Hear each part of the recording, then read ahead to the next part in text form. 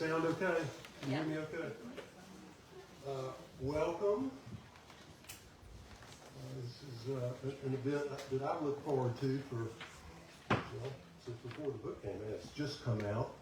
A few announcements first. On Tuesday of next week, on the 13th, Snowden Wright will be here. Snowden lives here in Oxford. He's from Meridian, Mississippi. And he's written the Queen City Detective Agency, crime novel set in 1980s Meridian. And he's going to be in conversation with Matt Bondurant. And that's at our regular time, 5:30. And then a week from Tuesday, next Tuesday, Gabino Iglesias will be here with the House of Bone and Rain. He will be in conversation with Bill Boyle, another noir writer who lives here in Oxford. Today we're here for Shad White with his book, Mississippi Swindle.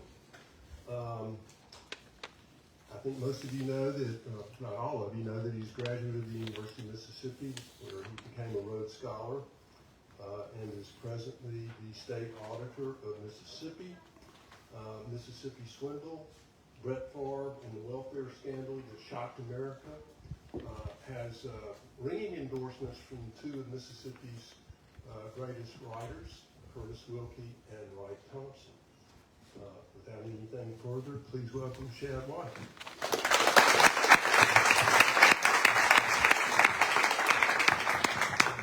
How are y'all? Good. Maybe? Excited? Boom.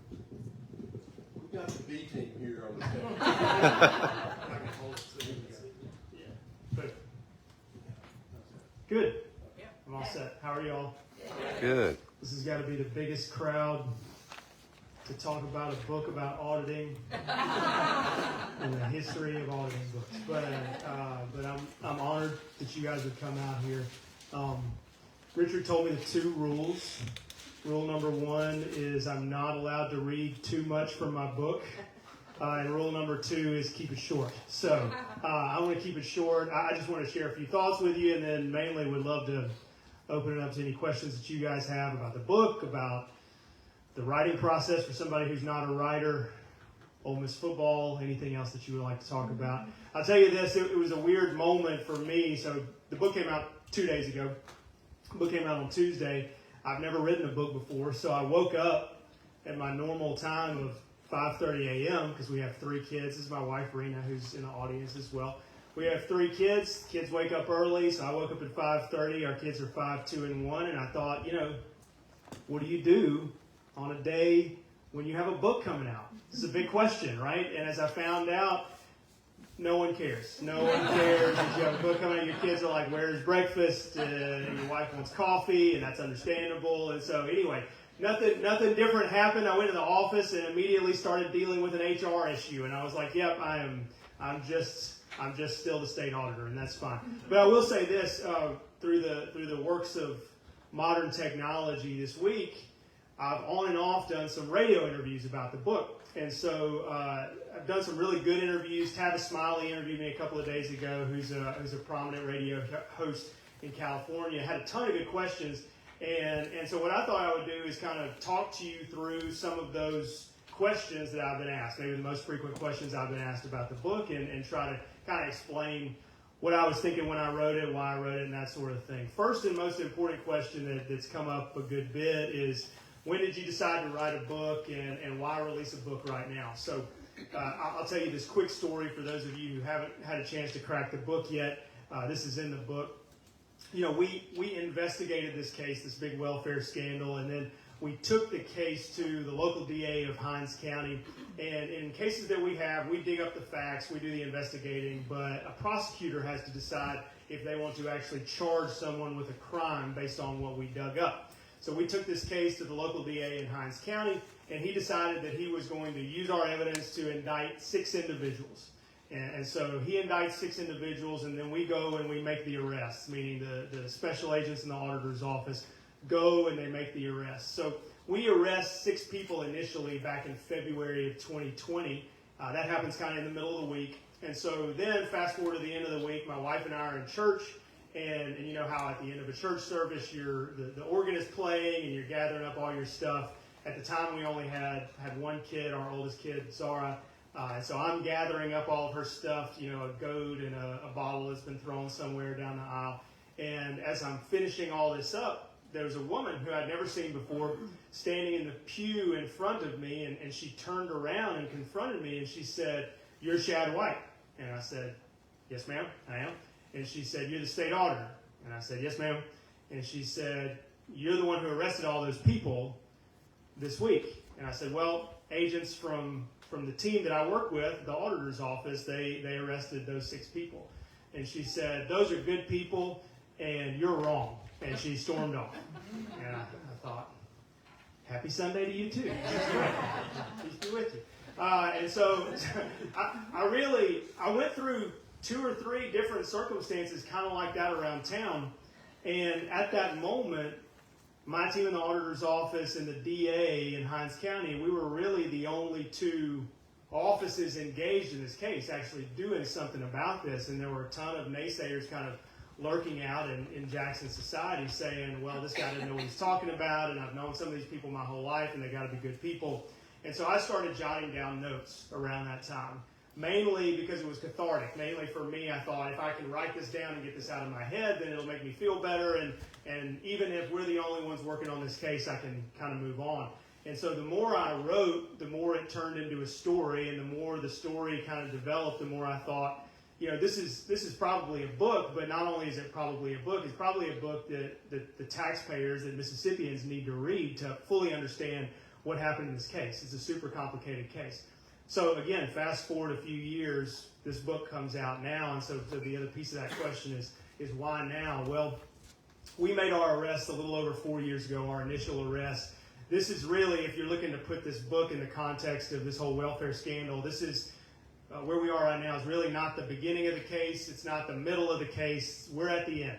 So we have effectively finished all the investigating that we're going to do in my office. As far as we know, the FBI has finished their investigating. And now for the past several months, as best we know, all the facts have been dug up and are in the laps of prosecutors who are having to make their final decisions about what they want to do. The main prosecutorial team that's making those decisions is really the federal prosecutors, specifically the Southern District U.S. Attorney who's been appointed by President Joe Biden. That team has asked to take point on indicting anybody new who hasn't already been indicted. You may have seen 3 weeks ago or so, they indicted a guy named Jacob Van Landingham, who is Brett Favre's former business partner. He pleaded guilty to wire fraud in this case. So that's kind of where we are. And that's why I think it was important to have a book like this come out now as prosecutors are making those final decisions so that the public can be informed about what exactly happened in this case. And the real big picture goal of the book at the end of the day is so people will read it and learn the lesson from it, and hopefully something like this doesn't ever happen again. Question number 3, I guess, that I get asked most frequently is, why are you being so mean to Brett Favre? Gosh, lay off Brett Favre. Usually I get those questions from people who live in Wisconsin, and I get it, you know, big Packer country up there. The point that I have made is, I don't think I'm being particularly mean to Brett Favre. So backtracking this case a little bit, we had this audit that was released in mid-2020, and it, you know, it's an audit. It's a little bit dry. It's hundreds of pages of audit findings, and it details where all of this welfare money went. And so we released this audit. It's written by trained CPAs. They put their licenses on the line when they write this thing. They sign it at the end of it. And the audit comes out. We're required to produce it by the federal government. And shortly after the audit came out, we now know that Mr. Favre texted some of his associates, and he said that he wants to stick it to them. And I take it that them is us in the auditor's office, or maybe me specifically, I don't know. But from the very beginning, you see that's the sort of attitude. Shortly after that, several months go by, Mr. Favre goes on social media. He basically says all of this is a lie, calls me a liar. Then fast forward a few more months, he sues me for defamation for truthfully describing some of the stuff that happened and the stuff that we uncovered. So my point when I hear a question like that, why are you being so mean to Brett Favre? My point is that all I've been doing this entire time on behalf of the men and women who worked on this case is telling the truth. And for some reason, some people don't like hearing the truth, but that's okay, because I think real taxpayers, real Mississippians deserve to hear the truth. You deserve to hear the truth about what happened to your money. And so that's what I'm going to continue to do as long as I'm in this job. Fourth big question that I get, and this is probably the most important one, is, are you a Packers fan? And I told a journalist that, and she said, what are the Packers? And I thought, I don't know that you're prepared to write a story on this book. Do some NFL research first. I'm not a Packers fan, to be clear. Not a Packers fan at all. I'm a Saints fan. I came into it honestly because I married a Louisiana girl, and so by marriage I'm a Saints fan. No one would willingly choose to be a Saints fan. I am a Saints fan by marriage. I converted, I guess. So I'm a Saints fan. But I do think that question is actually getting at something important, which is, who are you? And that's part of the reason I wrote this book too. Is how did I grow up? What are my values? What led me to make the kinds of decisions that I had to make in the course of this case? And so I talk a little bit in the book, not only about this case, but I talk about growing up in rural Mississippi. I talk about growing up not in poverty. I did not grow up in poverty. My dad was an oil field pumper. My mom was a public school teacher. But we certainly grew up around poverty. So 2 doors down from me was a trailer that had pit bulls in the yard, that had mattresses in the yard. I went to public school in rural Mississippi, where some of my friends got their only 2 meals of the day at breakfast and lunch in the school cafeteria. So I saw it firsthand. And I write a little bit about that in the book because knowing all of that, seeing that growing up, that was motivating for me as I went through this case, knowing that we're trying to put a stop to this problem and get this money that's supposed to be benefiting poor people going to the places where it's legally allowed to go. Final thing, I'm going to break Richard's first rule and close out on this. I wanted to read a little bit from the end of the book about that I think kind of encapsulates a bigger point to the book, and it's making this argument that the book itself and the story itself is not just about this one case. It is more generally a story about fraud and about power. So I'll just read this short excerpt. Ultimately, the Department of Human Services case is not just a story about fraud, though. It's about power. It's about how power is accumulated through building networks, through maintaining secrecy, and most important, through the use of lots of money. It's about how power is leveraged and how it can be used at the expense of the unsuspecting public. It's a story about greed, yes, but it's ultimately a story about how the greedy are empowered by the complacency of those around them. But more optimistically, it's a story about how a group of people unsatisfied with that complacency can stop it. They have to be sick of the games and smart enough to sniff out the schemes. They must be willing to be called names and risk their careers in some situations, but it is possible. They fight for the honest everyman, the teacher, the oil field pumper, the retiree, the middle school student, the security guard who depends on them to ensure he is not fleeced. That must motivate them along with the courage of their convictions. In my 20s, I'd lost faith that the government could solve even the most basic of problems, much less the intractable poverty that I saw in my boyhood. The DHS scandal might have reinforced that belief, adding another datum to the laundry list of government failures. But instead, for me, it showed that a dedicated group of public servants, even if the group was small, could do the right thing and solve problems. So part of this book is dedicated to the men and women who did this work. You know, I'm very lucky that I get to stand up here and talk to you a little bit about this book. But I'm really the guy that is telling you the story of what 135 men and women back in the auditor's office did. They're the ones who combed through documents, who interviewed witnesses, who did all the work that led to the conclusion of this investigation. So I thought their story needed to be told because for whatever public scrutiny that I faced, a lot of them faced the same public scrutiny. And so I thought people, taxpayers, needed to know what they were willing to risk professionally in order to do their jobs and to do it well. The other people that this book is written for are my kids. So I'll go back to Tuesday morning. I woke up and we were making breakfast, and I told the whole family, they're all standing there, I said, you know, today is book day. And my 5-year-old, who's in kindergarten, thought I was talking about the fact that one day a week in kindergarten you get to bring your own book to school. And it is definitely not Tuesday. It's obviously Thursday, as we all know. And so she looked at me and she said, it is not book day. And I said, it is book day. I said, what I mean is that I wrote a book and it's coming out in stores today. And she said, you did not write a book, Daddy. And so I said, hold on. And so I walked in my room, and under the bed, the publisher gives you some advanced copies. So under the bed or near the bed, we've got these boxes, and I take out the book, and I have the book. I'm going to prove my 5-year-old wrong. I walk out, and I show her the book. She looks at it. She opens it up. She said, that is beautiful. How did you do that? It's like an artist in there. And I said, yeah, it took me a lot of work right there. But I thought, this is a cool thing that I didn't anticipate happening when your kids see something that you did, and you can see in the dedication, I wrote it for them. Your kids see something that you did, and they look at it, and maybe it inspires them to do something later, whether it's she reads it later on and wants to go into a career in law enforcement, or wants to go into a career where she's doing the same sorts of things that I'm doing, or whether she goes on to become a writer. I thought that's a cool thing that speaks to the power that we have as adults when we're putting our stories down. So that's the other big reason, the other group that I wrote this for was my kids. I feel like that's enough blathering, right? That's about on pace. We'd love to take any questions that you guys have. Thank you for having me.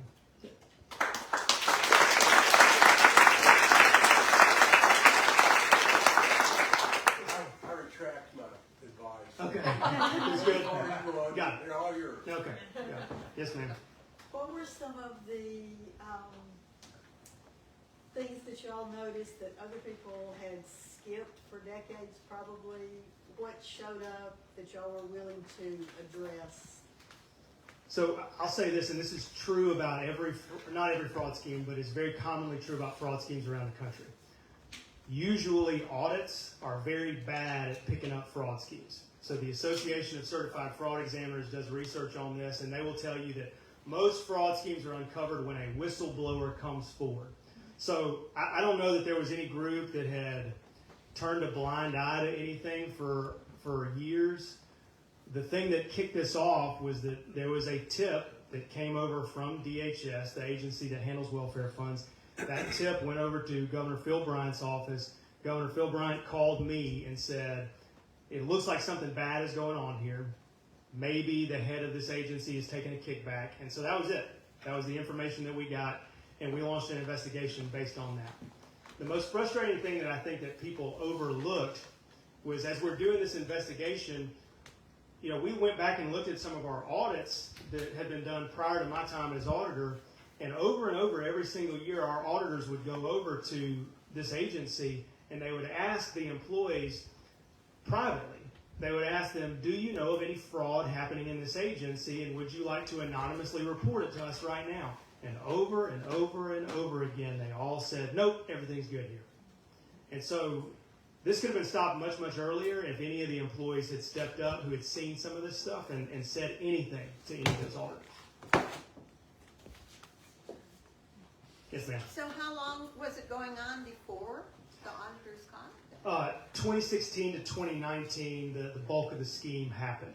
And so in the summer of 2019, I had been in office about 11 months.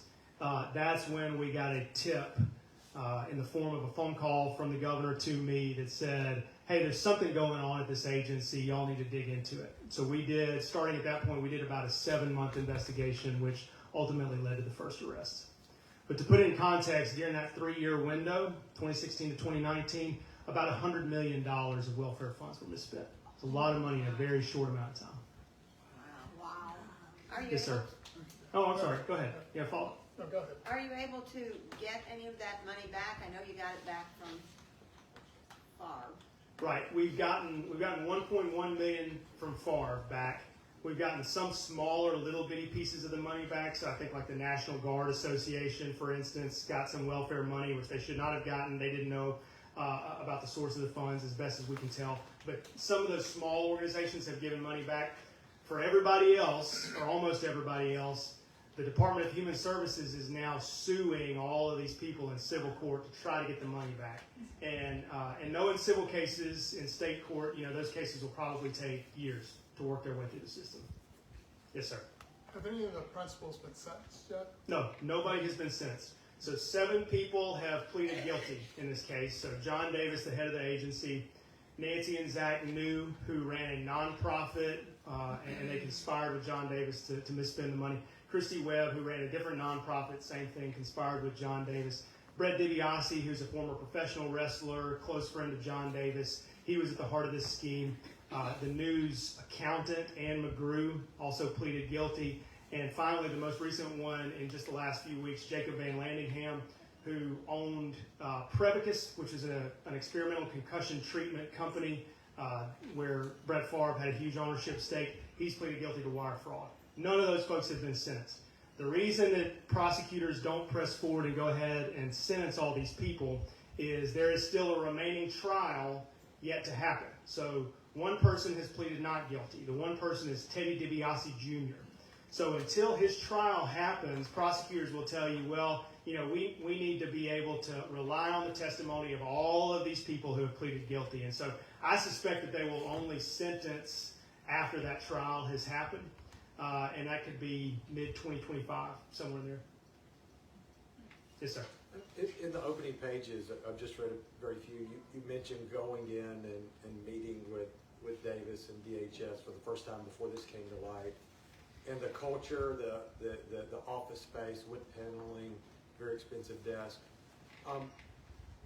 What are your thoughts on what prevented skepticism about the culture within the organization based on the expenditures of the organization before this specific issue of corruption? It's a good question. If you're the procurement officer at that agency, you don't ask questions when there's an expensive Italian desk being purchased or a $10,000 couch or any of the other stuff that I talk about in the book. How do you not ask questions? That's a great point. So I don't know. I think, and this is what I postulate in the book, what I think happened at DHS is that John Davis sort of ruled DHS with a culture of fear. And so if you go back, we have videos of him leading conferences of DHS employees. And I tell you about some of those videos in the book. But if you look at the videos, it's obvious that a lot of these employees are just terrified of John Davis. They're terrified of being fired. They're terrified of being suspended. And so maybe that's the reason. Maybe when they're spending all this money on these halfway luxurious offices for an agency that's supposed to be helping poor people, maybe the reason nobody speaks up and says, hey, this purchase has been weird, is that they're all a little bit afraid of John Davis. That's my guess. Yes, ma'am. Will the state of Mississippi have to pay a penalty for the misuse of TANF funds? I think the answer is yes. We don't know yet, but I think the answer is yes. So the way this process typically works is we do our audits, and we send those to the federal government. The Office of the Inspector General in Washington, D.C. will review the audits, and they'll figure out if they agree or disagree with us. Really, at this point, it's very difficult to disagree with us because not only have we done this audit, but also a private CPA firm came in and effectively corroborated everything that we said. So at some point, what's going to happen is the OIG is going to come back to Mississippi and they're going to say, you misspent $97 million or whatever number they think is appropriate. And they do have the opportunity at that time to levy a penalty on the state. It could be up to 5%. And under some portions of the statute could be treble damages. So it could be a huge penalty. And what the state will have to do at that point is to take money from our general fund. Let's say it's $100 million. We'll have to take $100 million from our general fund and we will have to put it in the TANF bank account and we'll have to spend it on poor folks. None of that has happened yet. Yes, ma'am. I have a slightly different question than what we've been talking about. You wrote it down. I did. Oh, I have to. I'm a writer. In your 2020 report about the brain drain in Mississippi, you claim that students need to study degrees that provide higher wages. But it's really jobs that attract and keep young people to an area, not degrees. Shouldn't Mississippi focus on creating better jobs for a wider range of workers? And why are you trying to weaken this area's biggest employer, which is the University of Mississippi? Tell Professor Thomas I said hello. This is my question. Sure. I respectfully reject the premise of your last point. I love the University of Mississippi. I graduated from here have a lot of fond memories from the University of Mississippi. I want the university to be as strong as possible. And I think one way that we can make all of our universities stronger is to focus taxpayer resources on degree fields that actually fit our economy. So going back to the first part of your question, shouldn't Mississippi create more jobs that fit the degree programs that we already have? How would you do that? So employers want students who are good communicators. So shouldn't their degrees focus on writing and speaking? This is the way it works in the real world. Businesses have needs, and so then they put job opportunities out there, Right. and they hope that people have the skills to fill those needs. Yeah. Mississippi as a state or as a government can't go to a business and say, you should want more X, you should want more anthropology majors. And so my point is, and apologies to the anthropology majors, but the truth is that if you dig into the data show that anthropology majors, number one, are very likely to leave the state of Mississippi once they finish their degree. And number two, if they stay in the state of Mississippi, their salaries are incredibly low. And so I just think we have to acknowledge that our economy demands certain skills. And we should fit taxpayer money to fund degree programs that produce people with those skills. This is actually not a crazy idea, and it's not an idea that Shad came up with. North Carolina is completely reorienting the way they fund their public universities based on this idea.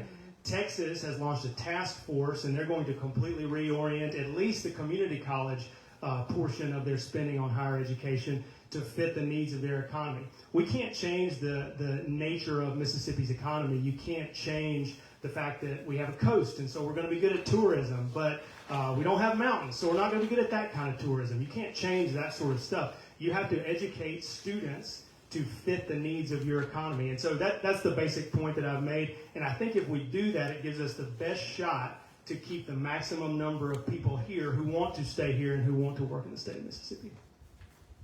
It's a good question, actually. Thank you. Yes, ma'am. What was your degree in? Economics and political science. One very useful degree, one not so useful. Which one? Which one? So if you look at, I'm a data nerd, so if you look at the data, econ is one of the highest ROI degrees. So for people who major in econ, your chances of making money relative to the cost of the degree are very high. Poli-sci is a very low ROI degree. So it's a point that I've made to students that I wish somebody had made to me too. You know, if your passion is English literature, that's great. Major in English literature, but maybe also major in accounting, because we need accountants.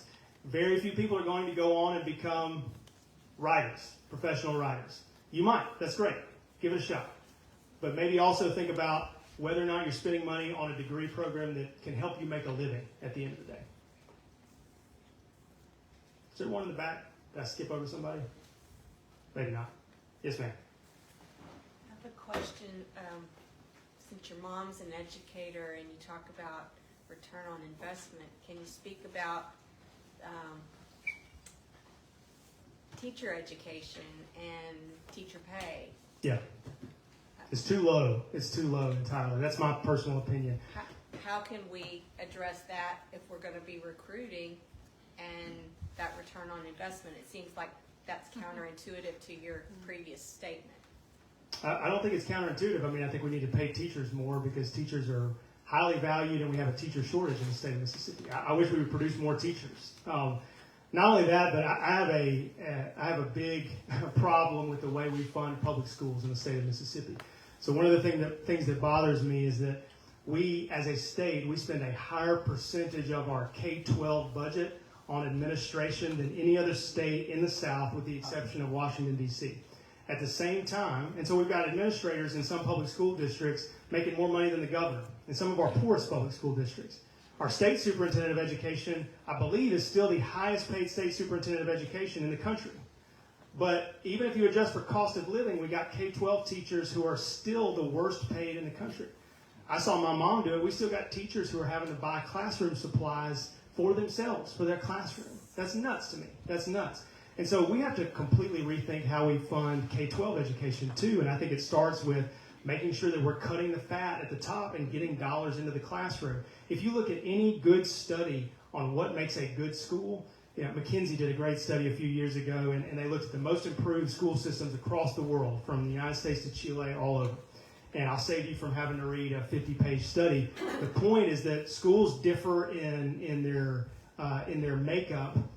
Class sizes differ, but the one thing that really good schools have in common is they direct resources to the classroom. They get a very talented teacher in front of kids, and they get the kids' butts in the seats. That's the main thing right there. So I think if we're funding a school system, we ought to be focused on getting dollars into the classroom and not spending it on a superintendent's salary that's making more than the governor. That seems to me to be a misallocation of resources.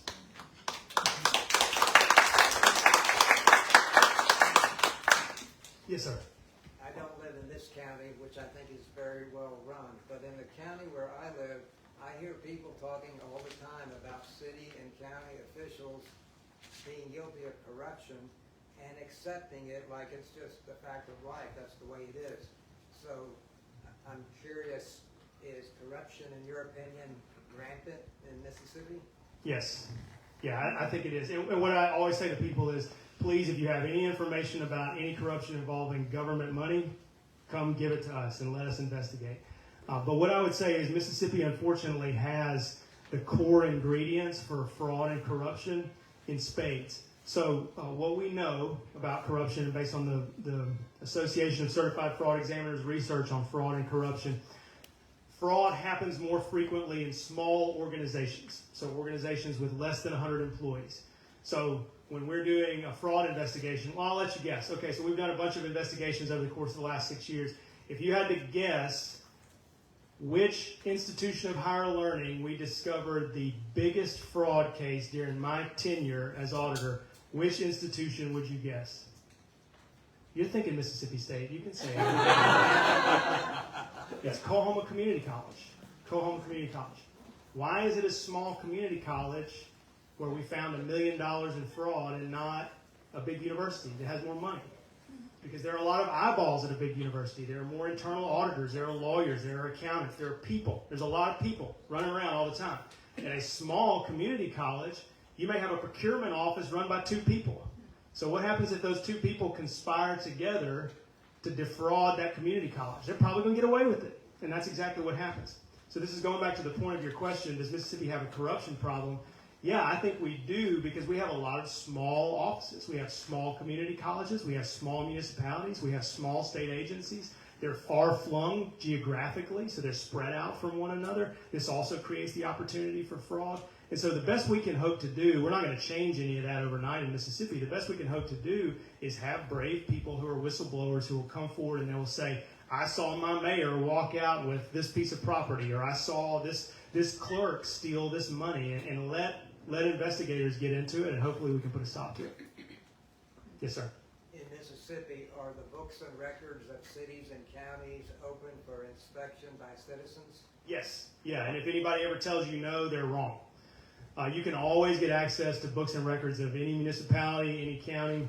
I will say this, in my office, we audit county governments and we audit state agencies. We're not allowed to audit municipalities by statute for whatever reason. So typically municipalities, if they're above a certain size, they have to go out and get a private CPA firm to audit them every single year. But the audits are also publicly available. The audits are also public documents that you can get access to anytime. Yes, ma'am. Can you walk us through how wire fraud works? Yeah, so wire fraud is the use of electronic communications to, the word fraud is typically accompanied in the statute by words like trick, artifice, deceit. Basically, can you prove that somebody knowingly tried to trick other people and benefit from it using electronic communications? That's the simple version of what wire fraud is. So I'll give you an example from this case. Jacob Van Landingham was the owner of Prevacus, an experimental concussion treatment company. He gets a ton of money, welfare money, to prop up his company. He's now pleaded guilty to federal wire fraud. What did he do to be guilty of federal wire fraud? Well, he took that money, according to federal prosecutors and the investigative work that we all did, he took that money and he used it on personal expenses. So when he's telling the state of Mississippi or Nancy New, hey, I'm going to use this to build this company and invent this new concussion treatment, he's instead using that on personal expenses and gambling it. He specifically gambled a lot of it away. So that's how he gets convicted of wire fraud. He tricked somebody using electronic communications. Yes, sir. You've heard the saying that crime doesn't pay. I don't think that's true. I think it does pay, because if you look at all these massive frauds, the people who perpetrate these usually get off with a slap on the wrist, a fine, maybe a year in prison. What about the $50 million that they made off with? Yeah, so the state is suing these folks individually to try to get it. We'll see if they're able to get it back. Depends on how much of that money still exists in bank accounts or in assets that can be liquidated. I'll give you an example from a famous case. There's a woman named Rita Crundwell who was the treasurer of a city in Illinois, and she commonly is referred to as the largest municipal fraudster in U.S. history. She stole $53 million from Dixon, Illinois, tiny little town in Illinois. So what happens after they catch her? What do? How do they get the money back?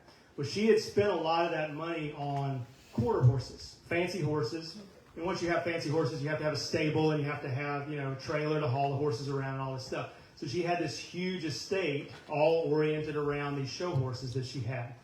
Once she gets convicted, federal marshals move in, they take all of that property and they auction it off. And so then whatever cash they get off of that goes back to the city at that point.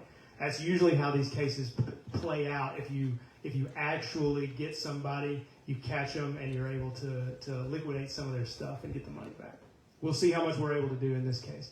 I'll give you one example of why I'm not super optimistic that we'll get all the money back in this case. One of the things that we found when we did the audit is that Nancy and Zach New purchased vehicles with welfare money.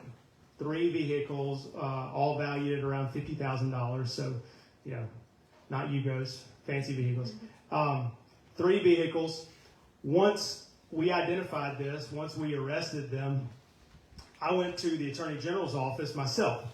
And I met with the Attorney General and 2 other attorneys, and I said, look, one thing that I think the Attorney General's office ought to do is I think that you ought to assign an attorney to go and seize all this property. Because that property, like those cars, is government property. We paid for it with welfare money. So by statute, it's ours. It's our property. Not only is it ours, but it actually has to have a label on the side of the vehicle that says Department of Human Services, State of Mississippi. Those are our cars. Somebody needs to go get our cars. And they did not do that. They did not seize those vehicles among a lot of other property. And so the cars are just gone. The cars are gone at this point. And are we going to find those cars? We're definitely not going to find those cars. They're just gone. Wow. Yes, sir. Seems like this case is kind of looked at through 2 prisms, one of them a legal prism, the other a political prism. That being said, how do you think it's affected the political environment in Mississippi, if at all? I think it's fully permeated the political environment. I'll say that first. I saw a poll in the middle of the 2023 election that asked Mississippians if they had heard of the welfare scandal, and the number was something like 90%. I mean, and I don't think 90% of Mississippians know what day it is. It was a really, really high number. I've never seen an issue like that, quite like that. So I think it has completely permeated our culture. I think everybody kind of knows a little bit about something about a scandal, and especially if you say, John Davis or Brett Favre or some of the names, people know. People know what happened, or at least they know something about it.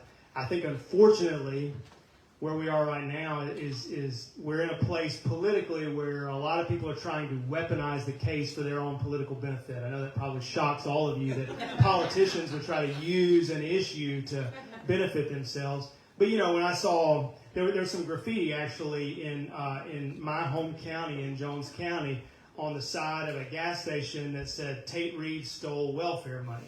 And I cringe when I see something like that, because regardless of whatever you think about Governor Reeves, there's no evidence that he stole welfare money. So I see stuff like that, and I think this is when you know that cases like this have become high profile enough for folks to try to weaponize it against their political opponents. So I hate it. I hate it that we're there.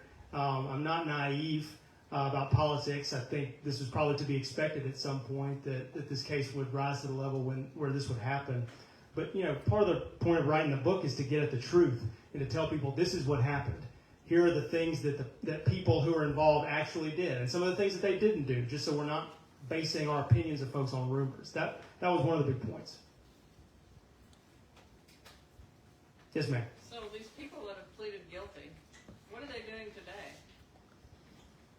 Great question. I don't really know about all of them, to be honest with you. I know one works at a butcher shop. I know one works at a gym. So they're in the free world right now until they're They sentenced. don't have a little ankle bracelet and they're staying at home. To my knowledge, no. To my knowledge, no. They're probably bound by some sort of court order that prevents them from leaving the state. Yeah. But I don't think. But beyond that, I'm not sure. Has there been any remorse for the 7 people? Have they said, I'm sorry I did this? There's this book. It's called Why They Did It. It's by Eugene Soltis. He's a Harvard Business School professor. It's about white-collar crime. And he goes to people who are convicted of white-collar crime after they get out of prison. And he asks them that question, do you have remorse? And he goes to some of the most famous white-collar fraudsters that we know of. And his core finding in the book is that most of those people think that they never did anything wrong. Or they think that they did something wrong, but everybody else does it too, and they were just the ones that got caught. Everybody speeds, but I'm the one that got caught going 75. That's the most common psychological mindset for most people. So I've not heard a ton of contrition from the people that pleaded guilty. Sometimes people will say that they're sorry in a court hearing to try to get a reduced sentence. But if you actually ask them after they finish their prison sentences, which is what this researcher did, you often get very different answers. The reason really is this. There's some research around white-collar fraud, and it suggests that people who commit white-collar fraud have 3 things in common. They have the opportunity to steal money, they have the need for money, and then they have successfully rationalized the theft to themselves. They have convinced themselves in their head that there's nothing wrong with what they're doing. I work harder than everybody else in this office. I deserve that last pay raise even though I got denied. And so I'm going to take some of this money out of this drawer because that's mine anyway. Everybody else comes in late every day. I come in on time, I'm taking the drawer, taking the money in the drawer. Once you grab onto a rationalization, it's very difficult to let go of it. Yes, ma'am. That is exactly true. My career was in the school system, assistant to the superintendent. And we had the chief school financial officer felt like she worked harder than anybody else, and she wasn't getting paid enough. So she remedied the problem and started writing herself checks and cashing those checks. And the auditors found out about $500,000. Yeah. Wow. And she was convicted and got probation. Her husband, who was a principal, worked at night at Jameson Inn to bring in extra income to pay it back, and then they moved to the Cayman Islands. Always go to a non-extradition treaty country. She felt like she deserved it. The school system wouldn't acknowledge that, so she fixed it herself. Yeah. It's powerful when you convince yourself of something. Yes, ma'am. How did you balance writing a book and working? Did you have to fill out like a Form 9? Did you have to make sure you weren't taxpayer dollars? No, so constitutional officers, as you probably know, we don't have hours. So, for example, we'll take the governor, for example. Let's say there's a tornado that hits Oxford, and they call the governor on a Sunday afternoon. Can he say, well, sorry, guys, I'm not coming in, not on the clock today? Or, first chapter of the book for me, you'll read it, the first meeting that we had to discuss this case was on a Saturday morning. Do I get paid overtime for the morning? Definitely not. So when you're a constitutional officer, whether you're the President of the United States or the Secretary of State of Mississippi, you have duties under the Constitution. You don't have hours. But I will say this, and my wife can attest to this, there were a lot of late nights and early mornings. I was apparently very mean during this period when I was writing the book. I apologize for this. But I wrote this book in part because we had small kids and you can't really go anywhere, at night. And also in part because I have no hobbies.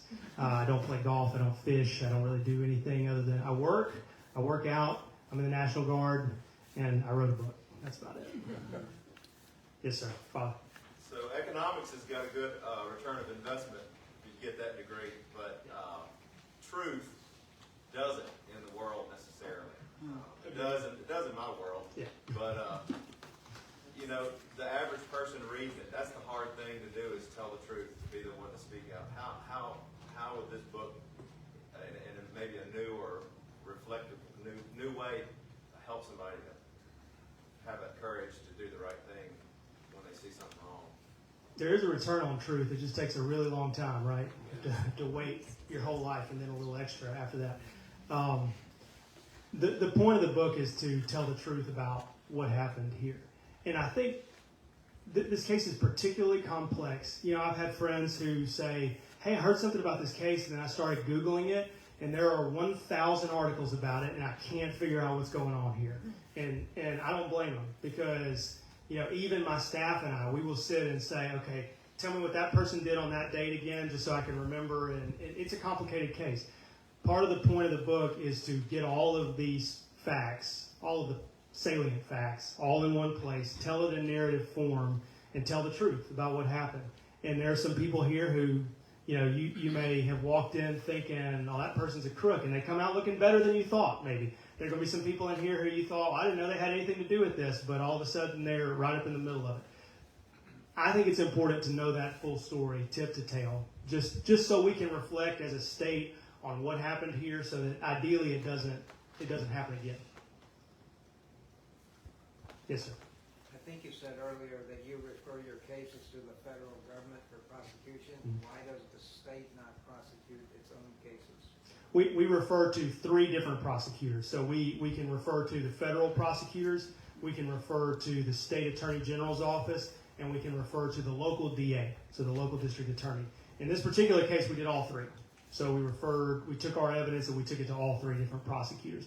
Usually in a big, complicated case like this, you know, in this instance, the local DA indicted 6 people initially, but the feds came in after that and they said, look, we would like to take the responsibility of indicting anybody else beyond those original 6. And the reason the feds often do that is they have more resources than any state official or local DA. And what did the AG's office do? They've not prosecuted anybody in the case so far. Yes, sir. Way back. So what have you learned about yourself personally through this process, and what have you learned about your staff, your state auditor's office professionally through this convoluted process? You know, I learned that we have an incredible staff, and they were willing to stand up to people based on facts, even when it was very, very difficult. I mean, you'll read about some of the meetings in here when we confronted folks in some of these other agencies about what they were doing. I mean, we get to near yelling matches over the phone and on Zoom calls, but my staff handled it professionally the entire time and stuck to what they had dug up. So I was incredibly impressed with all of them the entire time. For me personally, that last passage captures it a little bit. You know, I spent a lot of my 20s thinking the government basically can't do anything right, especially when I reflected on, you know, growing up in an area surrounded by a lot of poverty, and a lot of those families had kids, and those kids were in poverty, and you thought, well, maybe their kids are going to be in poverty. There's no big solutions here, no big solutions coming from government. In some ways, I still believe that government does stand in the way of human flourishing. It often gets captured by really powerful forces, and we have to be aware of that. But I did walk away from this case thinking it doesn't take a ton of people to do the right thing. If you can get a core group of people, even if it's 4 or 5 folks who get really dedicated to this idea that we got to stick together, we got to tell the truth, and we have got to solve this specific problem, then you can get it done. And that's true in government, business, anywhere else. I think I'm almost at time. One more? Yeah? Yes, sir. Hey, good to see you again. Hey, good to see you. How's Dad like treating you? It's hard, yeah. My wife's here. It's great. My kids are wonderful. We have a 5-year-old, a 2-year-old, and a 1-year-old. They're with the grandparents tonight. So this is our vacation. This is the quietest room I've been in months, right here. But dad life is great. Thank you for asking. They're healthy and happy, and they've got a book written for them too. Thank y'all. Appreciate it.